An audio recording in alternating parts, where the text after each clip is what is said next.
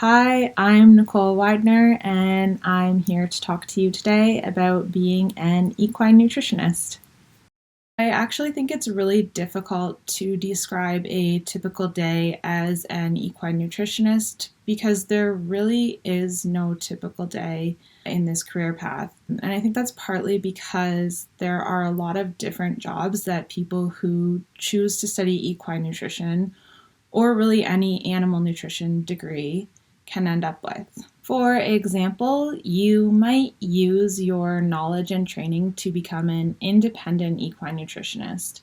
In this role, you might travel to farms, evaluate each horse and their current feeding plan, find out what the caregiver's needs and wants are, and then take this information with you to formulate a new feeding plan.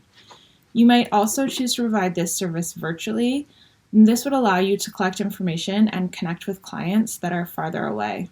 Other nutritionists might choose to provide consulting services for organizations and or for feed companies.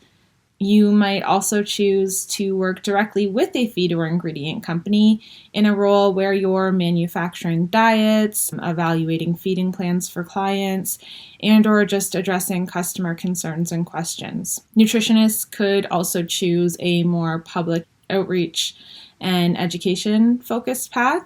In this role, you might create and deliver educational content, presentations, tools, courses, and other resources around horse nutrition. And then finally, nutritionists might also work in a research-related position, either in academia, government, or industry. So basically, there is a lot of flexibility in this career path, and that's really something that keeps it exciting and enjoyable. There are a few different traits that I think are important if you want to excel at being an equine nutritionist. For one, I think that loving horses and truly wanting to do something to improve horse health and welfare are both really important traits for being able to excel at the job. I think that having these traits makes your days feel worthwhile and your career feel more fulfilling, and I think that's something that we all want. Beyond that, I think it's beneficial to be detail-oriented. It's really important to pay attention to small factors when you're evaluating a diet or a horse, or for example, the amount of an essential nutrient in a feed. These factors may not seem like they matter much in the grand scheme of things, but they can actually play a deciding role in the success of a diet. I also think that it can be helpful to be curious and like problem solving because those traits can make the tasks that you have to do associated with the job seem more like fun puzzles than like a job that you actually have to do. I think one of the biggest challenges of the role can be remembering that horse nutrition is as much about interacting with people as it is about horses. Everybody has their own management style, background, personality, and beliefs, especially when it comes to a topic like nutrition. It's really important to build your communication skills and take time to understand where a horse owner or caregiver is coming from, what their situation is, what they want or need from the interaction with you, as well as for their horse, and then balance that with what is best for the horse. And I think that's part of the reason that you will hear many nutritionists say that nutrition is as much of an art as it is a science.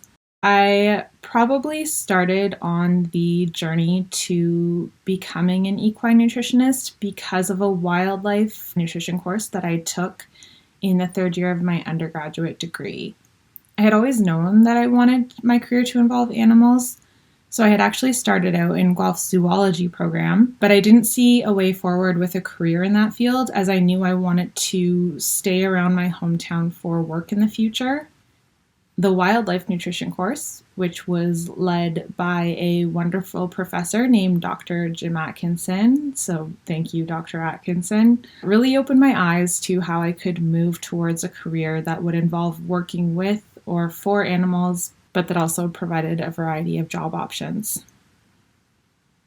I think my biggest advice for new people wanting to come into the horse industry would be to just get out there, to say yes to things you hear about or go to horse related things you hear about, as well as to look for volunteer opportunities. Go to those different horse related events, talk to the people that are hosting them, talk to the people that are standing at booths, and ask them if they know about any ways to get involved. Contact horse related organizations that you might know of or that you can find on Google and start asking them about volunteering or any job positions that they might have available, even if they're only a few hours here and there. It still gets your foot in the door. There are also a lot of jobs out there that let you work with or for horses in ways that you wouldn't traditionally think about. And I think it's by getting out there that you start to find out about these positions and maybe start to find ways that the skills you already have can align with a position where you'd be working for horses. I'm also going to add in a shameless plug for equine golf courses here.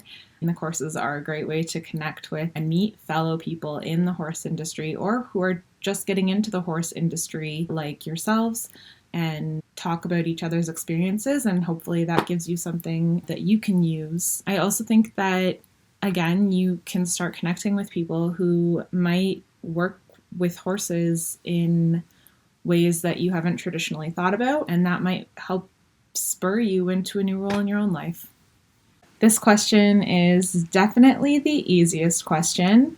The most satisfying part of being a horse nutritionist is probably unsurprisingly getting to talk about horses all day.